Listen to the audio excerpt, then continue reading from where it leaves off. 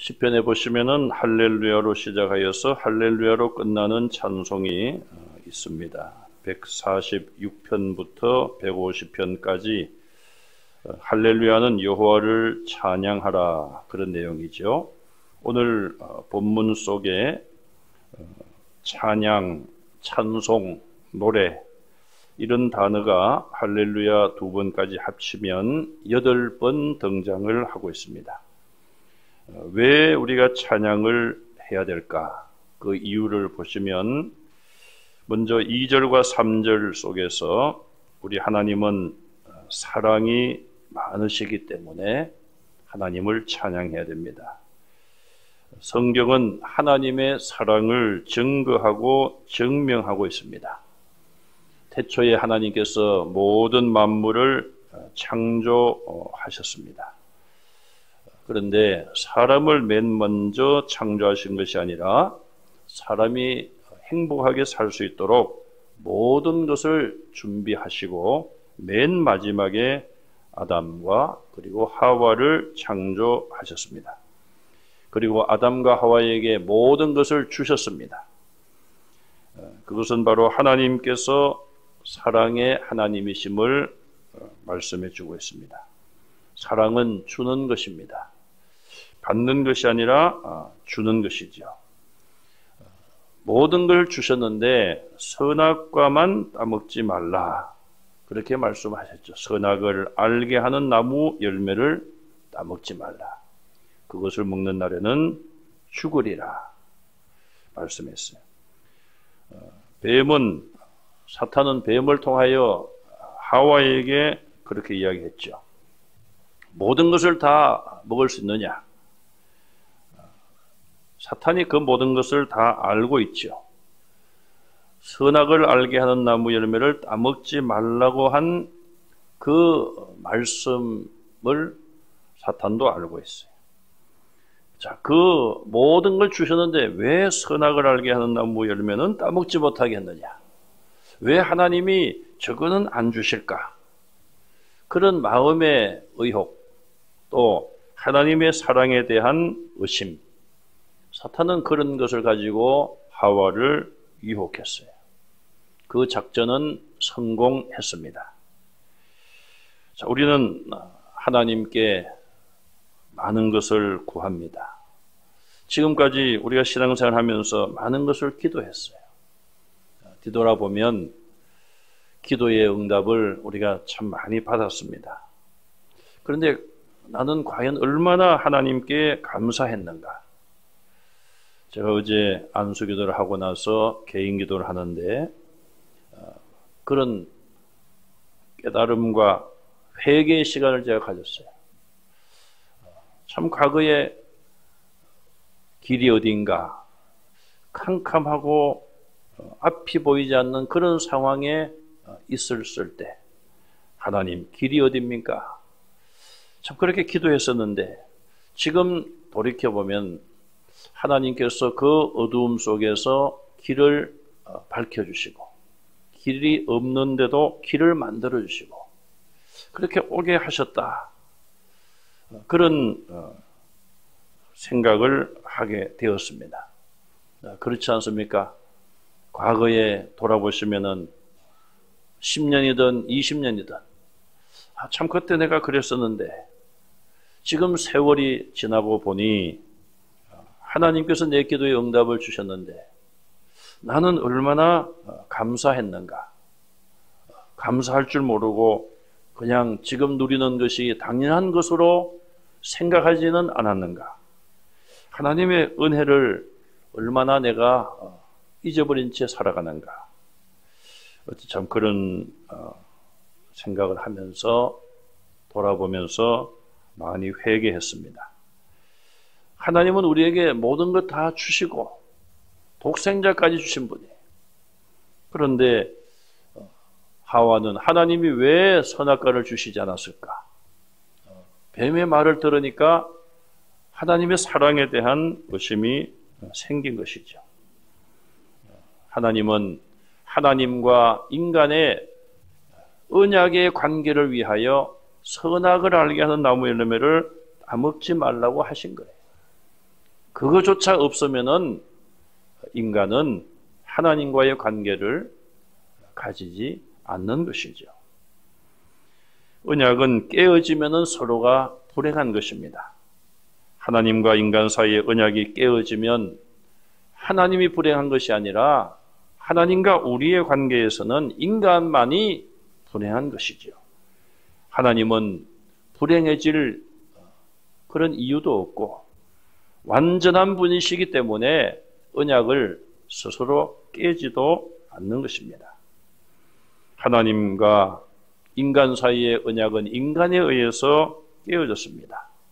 하나님의 사랑을 의식하면서부터 깨어진 것이죠. 하나님은 많은 사랑 가운데 아브라함을 선택하셨어요. 이유는 없습니다. 왜 아브라함을 선택하셨는가? 하나님이 아브라함을 사랑하셨기 때문에 선택하신 거예요. 이스라엘도 마찬가지고 저와 여러분들도 마찬가지입니다. 우리가 하나님을 사랑했기 때문에 하나님이 선택하셨습니까? 우리가 모태에서 생기기 전부터 하나님은 사랑으로 저와 여러분들을 선택하시고 하나님의 백성으로 예정하신 것을 믿으시기 바랍니다. 본문 2절과 3절에 보시면은 무너진 예루살렘을 다시 세우시고 흩어진 이스라엘 사람들을 다시 모으시고 상심한 자를 고치시며 그들의 상처를 싸매신다고 말씀하고 있습니다.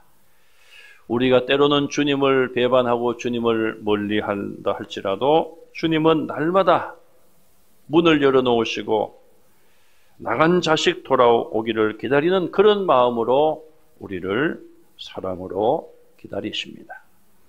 회개하고 돌아오기만 하면 또 하나님의 도움을 구하며 주님의 사랑을 믿고 간구하면 회복과 치유의 응답을 주실 줄로 믿습니다. 두 번째로 우리가 하나님을 왜 찬양해야 됩니까? 하나님은 위대하시고 전능하시고 지혜가 한이 없으시기 때문에 하나님을 찬양해야 됩니다. 5절 말씀에 가장 위대하고 크신 분은 천지를 지으신 여호와이십니다. 만물을 다스리시는 하나님이십니다. 북한에서 이 성경을 따서 위대한 수령이니 그런 말을 쓰고 있습니다. 인간은 하나님 앞에서 위대할 수가 없습니다. 다른 사람보다 조금 뛰어난 것을 위대하다고 표현할 뿐이지 하나님 앞에서 어찌 우리 인간의 위대함을 나타낼 수가 있겠습니까? 위대하다는 말을 들으려면은 못할 일이 없는 전능함, 그것이 있어야 되고 모르는 것이 없는 전지함이 있어야 할 것입니다. 어제 말씀처럼 하나님은 일을 만드시고 성취하시는 분입니다. 그러나 인간은 어떻습니까? 인간은 일을 오히려 그르치게 하고 사고만 치는 그런 존재가 아닌가, 그런 생각을 해봅니다. 하나님은 무궁한 지혜로 온 우주를 운행하고 모든 만물을 운행하고 계십니다. 식물들, 꽃이 피고 또 동물들이 새끼를 낳고 또 사람에게도 마찬가지죠. 그런 생명의 신비함, 그 모든 것들이 저절로 생긴 것입니까? 오늘날 과학은 창조론을 믿지 않지만 그러나 창조론을 믿지 않는 한 생명과 죽음에 대한 의문은 풀 수가 없는 것이죠. 하나님의 위대하심과 전지하심이 이 모든 만물을 창조하고 운행하고 계시고 우리의 생명을 주장하심을 믿으시기 바랍니다. 이사야 55장 8절과 9절에 보시면 내 생각이 너희 생각과 다르며 내 길은 너희 길과 다름이라 말씀했습니다. 우리가 아무리 지혜로워도 하나님의 생각을 따라갈 수가 없고 우리의 계획과 우리가 가는 길이 아무리 완전하다 할지라도 하나님이 예비하신 길과 큰 차이가 있음을 우리는 인정해야 됩니다. 그러므로 우리는 하나님께 간구할 때에 위대하시고 전능하시고 전지하신 하나님, 그 하나님께서 우리가 구하는 것보다, 우리가 생각하는 것보다 더 온전하고 더 좋은 길로 인도하심을 믿고 하나님을 찬양하시기를 바랍니다. 세 번째로, 하나님의 심판은 공의롭기 때문에 하나님을 우리는 찬양해야 됩니다. 6절에 보시면은 하나님은 겸손한 자를 붙드시고 악인을 땅에 엎드러뜨리신다 말씀했어요. 악인에 대하여 반드시 공의롭게 심판하십니다. 경건하게 살고자 하며 여호와를 경외하는 자는 이 땅에서 많은 환난과 핍박을 받을 수가 있습니다. 그러나 하나님은 때가 되면 반드시 악인에 대하여 심판하십니다. 그러므로 우리는 겸손해야 되며 십자가의 대속을 의지해야 할 것입니다. 시편 1편 1절에 보시면은 복 있는 자는 악인의 꾀를 따르지 아니하며 죄인의 길에 서지 아니하며 오만한 자의 자리에 앉지 않는다고 말씀을 했습니다. 악인과 죄인, 오만한 자, 교만을 뜻하겠죠. 그들에게는 하나님의 심판이 반드시 임합니다. 그러나 의인과 겸손한 자는 하나님께서 구원해 주십니다. 오늘도 겸손히 하나님 앞에 우리의 마음의 무릎을 꿇고 전부여 어지없어서 손들고 옵니다. 주 나를 박대하시면, 주 나를 외면하시면 나 어디 가겠습니까? 그런 마음으로 하나님 앞에 기도할 때에 하나님께서 우리를 붙들어 주실 줄로 믿습니다. 네 번째로, 여호와께서 말씀을 우리에게 주시기 때문에 우리는 하나님을 찬양해야 됩니다. 15절, 18절, 19절, 20절에 계속 보시면은 하나님의 명령, 법도, 말씀, 그랬어요. 말씀을 보내신다. 그 말씀이 속히 달린다. 우리가 간구할 때에 하나님께서 말씀하시면 그 말씀이 우리에게 달려와서 우리가 원하는 것을 성취하게 될 줄로 믿습니다. 하나님은 이미 성경을 통하여 우리에게 말씀을 주셨습니다. 또 우리가 간구하면 하나님은 우리에게 말씀을 주십니다. 기도는 대화입니다. 대화. 내가 하나님 앞에 부르짖어 말씀을 드리면 하나님은 우리의 기도에 대하여 반드시 응답을 주십니다. 오늘 말씀 속에 말씀이 달려온다. 말씀이 속히 달려온다. 그렇게 표현하지 않습니까? 참 얼마나 귀한 말씀인지, 내가 기도하면, 내가 하나님께 말씀을 드리면 하나님은 나에게 말씀을 주시고 그 말씀이 우리에게 달려오는 것입니다. 출애굽기 20장 5절 이하에 보시면 우상을 만들지 말고 거기 절하지 말라. 그러시면서 하나님께서 두 가지를 말씀하십니다. 나를 미워하는 자의 죄를 3, 4대에 걸쳐서 갚으리라. 나를 사랑하고 내 계명을 지키는 자에게는 1000대까지 은혜를 베푸신다. 그랬어요. 하나님의 사랑과 하나님의 은혜는 하나님의 분노와 진노와 심판보다 훨씬 크다는 것을 말씀하고 있어요. 이거는 이스라엘 백성들에게 3, 4대에 이르러 내가 저주하고 심판한다, 그것을 강조하기보다는 내 계명을, 내 말을 지켜라. 그러면 1000대까지 은혜를 베푼다. 그것을 강조하기 위하여 주신 말씀이에요.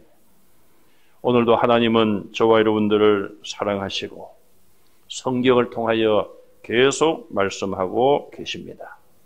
성경을 읽고 듣고 배우고 묵상할 때에, 또 그 말씀을 순종하고 실천할 때에 하나님의 말씀이 살아서 역사하실 줄로 믿습니다.